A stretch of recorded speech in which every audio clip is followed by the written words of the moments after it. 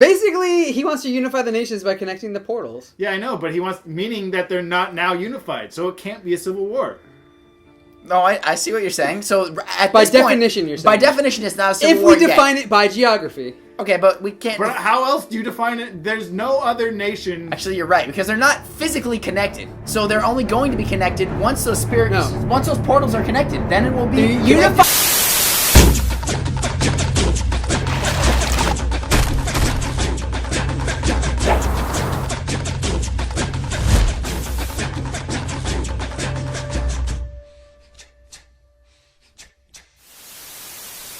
Welcome back to Korracast, everyone. We got a great episode for you today. I hope you'll enjoy it. We don't turn the video off now.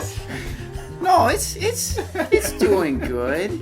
It's a pretty good one. Okay, so there's still one more week left on our Tumblr giveaway for a Book 2 Spirits poster. So we will send you the link somehow. Not actually to you, not physically. We're not gonna send it. No, send you a link. We're not sending you anything. The link will be in the description. It'll be in the description. Not there. Nothing is gonna be there. No. There's gonna be a link in the description, the video info. There'll be a link to the exact Tumblr post. If you follow us and you reblog that post, you'll be in the running to win a poster. That's right. You combined book and poster. You tried to. Poster. Okay, recap. Okay, recap time.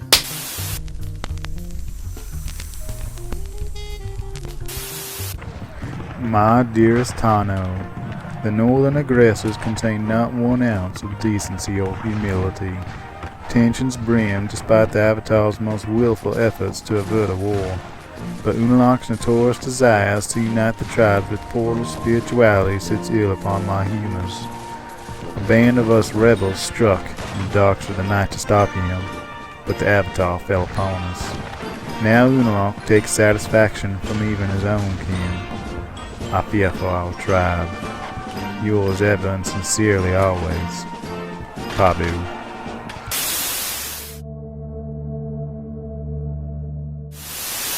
There's been a lot of drama going on in these first 3 episodes. Just a lot of back and forth between characters, and Bolin is just that real nice, comic relief that is needed because there's so little of him. But when he's there, I don't know, it works. It all works. And I mean, just him and Eska, it's just They're hilarious. a good back and forth. Yeah. They're pretty good back and forth. Bolin's always a charming It's kind of unfortunate because I know that relationship is not going to work out.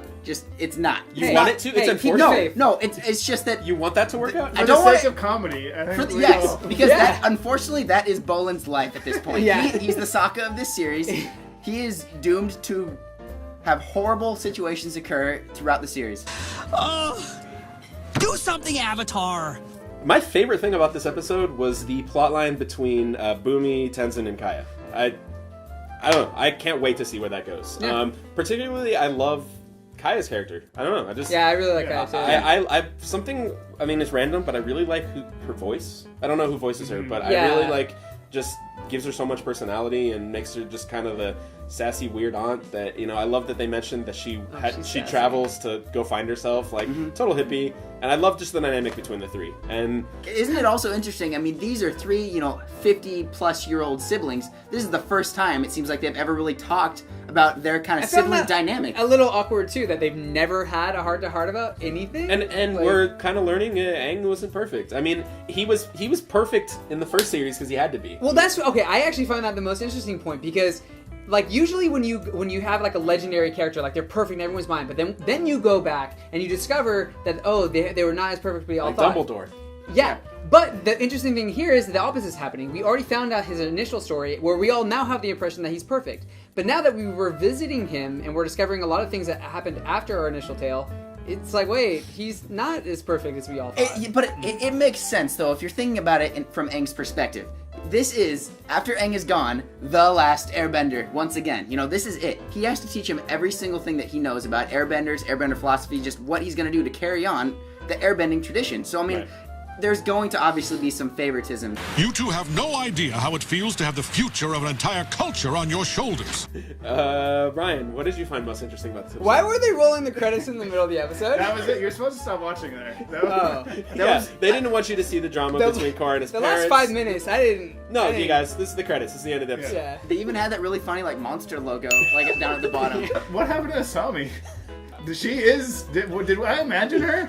Actually, I found like a lack of presence from a lot of characters. Like Mako had like one little cameo, Yeah. where, like, And hey, it was the same remember thing me? as the last episode. Korra, am I supposed to give you advice? I don't know what to do. I mean, obviously there's a lot going on, so they can't just like, oh, throw people in for the sake of it. But it is just kind of interesting. Asami, we would consider one of the main characters, Yeah, a he's a major secondary character, and it seemed like her story was gonna have some play or relevance and stuff. But I mean, her and side. obviously she'll come back. But her side story with Varric, like, that looked like it was going to be something, and now Varric's in here without Sami, and I don't know anything anymore. No. Right, and it's weird that, like, I mean, Varric, yeah, he's supposed to be this prime suspect in this whole shenanigans. Primal with this. suspect. It's a primal beast. All right, well, Varric is a primal beast. I don't know. since we're going to talk about this, let's talk about this. Let's talk about the Civil War.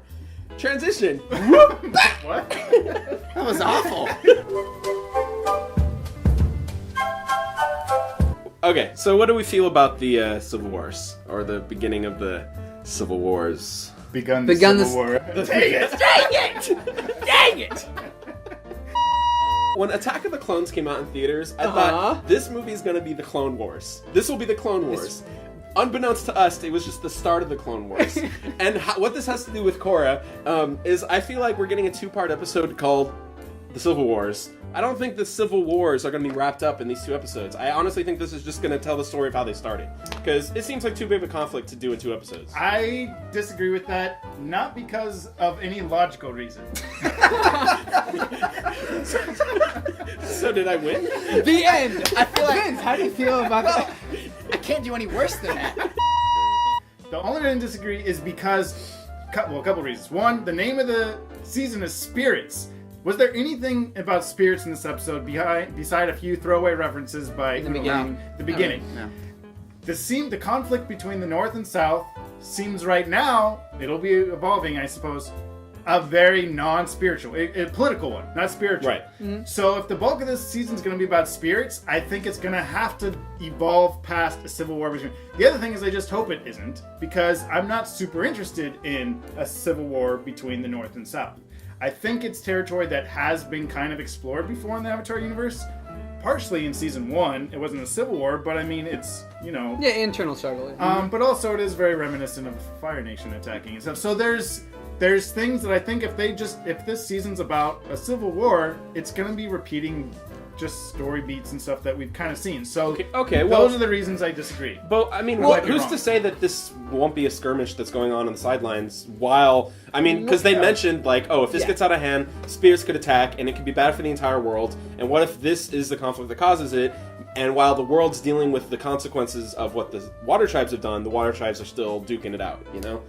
I could see maybe. Yeah, that you're right. I think that could be the case. Also, I want to make reference to the fact that they said that in the beginning of the episode that the portals were linkages or something, I guess. they were literal portals. They're literal Yeah, portals, which I thought was kind of like, hey, by the way, guys, this is what this meant. Like, oh, it is? Oh. If only Aang knew about that in book 1, he wouldn't have had to travel. Yeah, that's all it's the going to way cut there. down on the travel time. It's going to be great. No, it will. You'll totally save on vacations? on Sky Bison flying miles. Definitely. That's good. Well, and the other thing that I think, is again at the heart of this episode, and it goes a lot to what they talked about in book 1 and goes to some of the comics that have happened, is the idea of unity and separation. Uniloc's whole theory is that we need to unify everything. Unify it. What did the Avatar do? Split the nations up. What did Aang do that seems like it could have led to the whole conflict? Is he unified everyone? But it's kind of weird because Unalaq seems to be the antagonist, or at least someone with dark energy.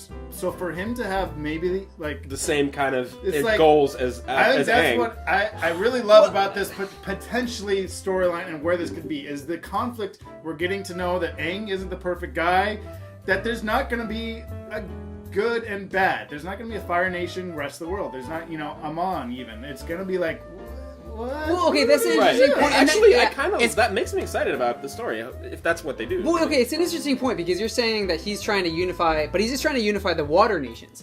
They should be united because that's how the original Avatar are supposed to work. But Aang, really, he's contrary to that with Republic City.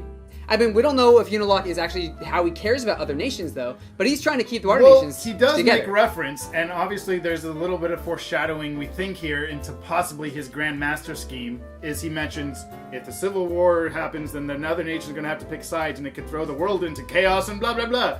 Maniacal laughter, almost. Yeah. Right.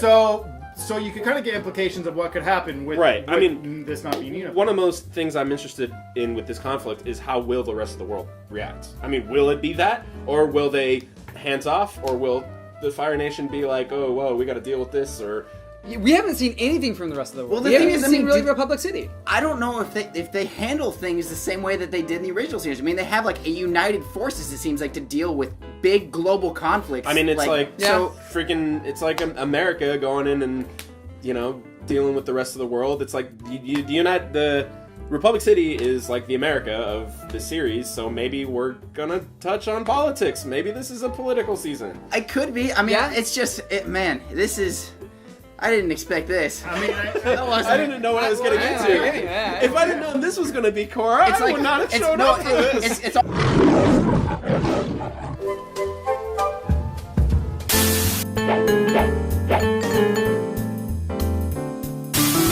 Okay, so Aang was a horrible father. I think we got that established. But good question. segueing to our viewer response question of this week, which child do you think that Aang neglected more? Was it Kaya or Bumi? He neglected both. Which one more? And which did he beat more? This week on a very special episode of Korracast.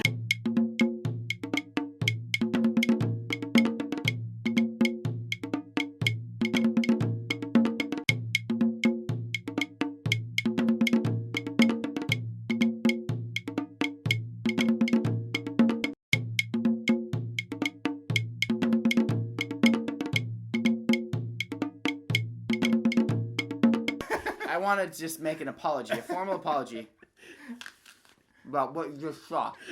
This apple is delicious. Want a bite?